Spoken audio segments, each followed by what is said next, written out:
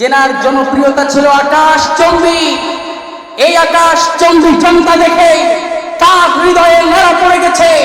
যদি একবার আল্লামা মামুনুল হক সাহেব যদি ডাক দিয়ে দেয়, এক একটা তাওহীদি জনতা মাথায় সাদা কাফনের কাফন বেঁধে রাজপথে নামতো।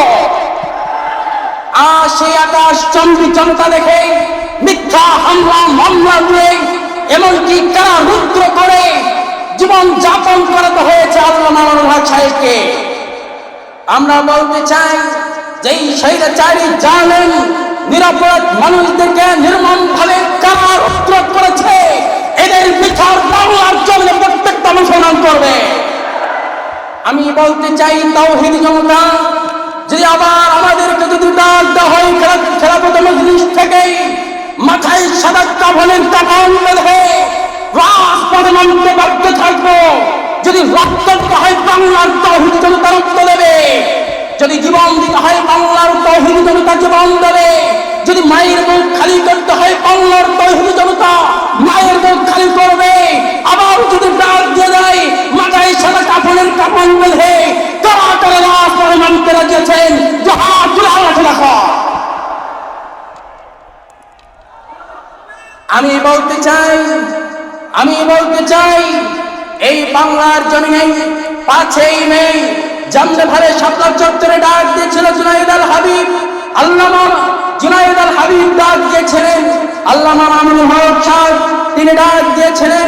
সবাই উপস্থিত হয়েছিল, নিজের রক্তের বিনিময়ে তারা গিয়েছিল, নিজের জীবনের কখনো পরোয়া করে নাই। কথা বলেন ঠিক না বেঠিক?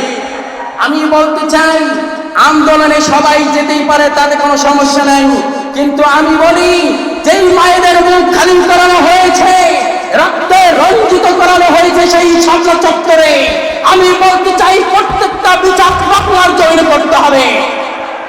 আমি বলতে চাই, আবারও বলি, যেই স্বৈরাচারী জালেম প্রত্যেকটা মায়ের মুখ যারা খালি করেছে, এবং কি যেই পুলিশ প্রশাসন থেকে নিয়ে যারা শুরু করে আমার মায়েদের মুখ খালি করেছে, রাস্তাঘাটের এমন কোন রাজপথ ছিল না শাপলা চত্বরে যেখানে রক্তে রঞ্জিত হয় নাই। কথা বলেন, কথা ঠিক কিনা?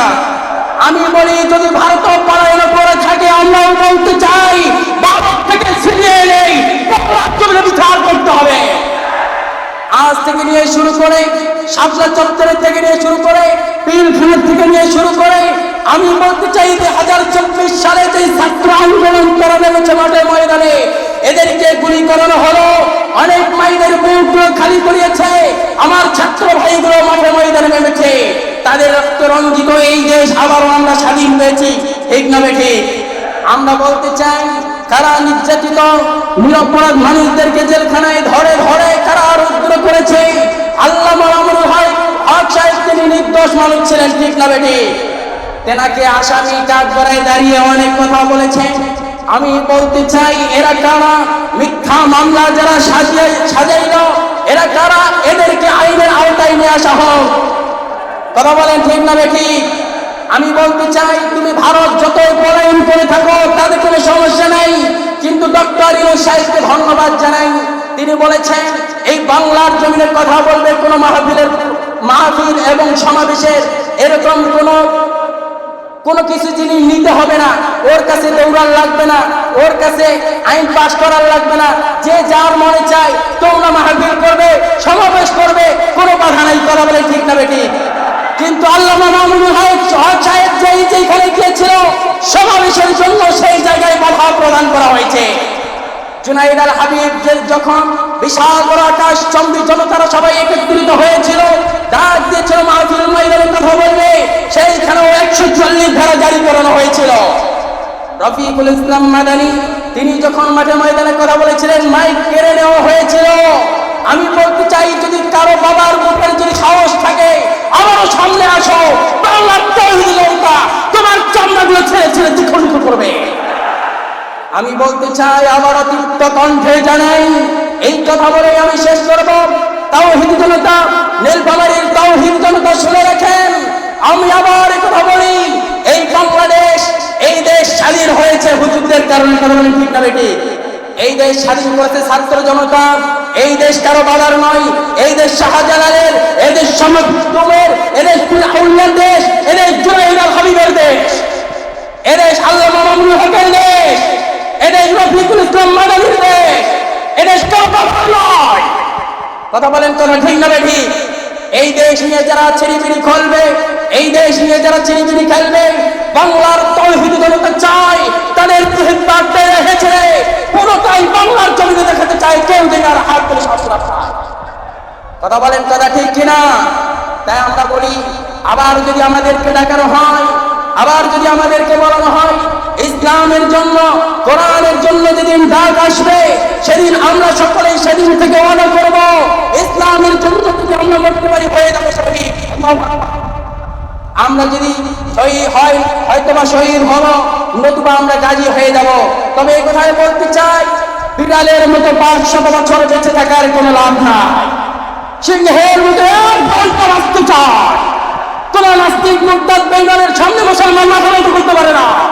মুসলমান মাথা নত করে কার সামনে? আরো চিল্লায় বলেন কার সামনে?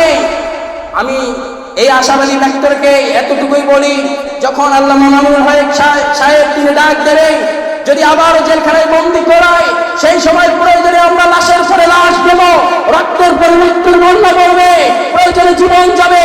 আরেকটা বার যদি কোনো ওলামায়ে কেরামদেরকে যদি জেলখানায় বন্দী হতে হয়, তাহলে তোমার জীবন নিয়ে পালাবার মতো রাস্তা খুঁজে পাবো না। আরো জোরে বলেন কথা ঠিক কিনা? আমি বলতে চাই, এই দেশ স্বাধীন হয়েছে, সেখান থেকে তারা শিক্ষা গ্রহণ করেছে, ছাত্র জনতা তারা বুঝে নিয়েছে, যারা আরেকটা বার যারা মুসলমানদের উপর অন্যায় অত্যাচার নির্যাতন জুলুম করবে, মুসলমান শিক্ষা গ্রহণ করেছে, গদির চেয়ার থেকে কিভাবে নামাতে হয় মুসলমান তা ছেড়ে ফেলেছে। আর জোরে বলেন কথা ঠিক কিনা? ইন্নাল উলামা ওয়ারাসাতুল আম্বিয়া, উলামায়ে কেরাম হলো নবীগণের ওয়ারিস। অতএব তারা যখন ডাক দেবে, তখন আমরা সকলেই তৈরি থাকবো তো ইনশাআল্লাহ। আল্লাহ তাআলা আমাদের সকলকে ইসলামের জন্য কবুল করুক, সকলে বলুন আমিন। আল্লাহ তাআলা সকলকে দিন ইসলামের জন্য, কোরআনের জন্য, ইসলামের সৈনিক হিসাবে সকলকে কবুল করুক, সকলে বলুন আমিন। ওয়া আখিরু দাওয়ানা আলহামদুলিল্লাহ। আসসালামু আলাইকুম ওয়া রাহমাতুল্লাহি ওয়া বারাকাতুহু।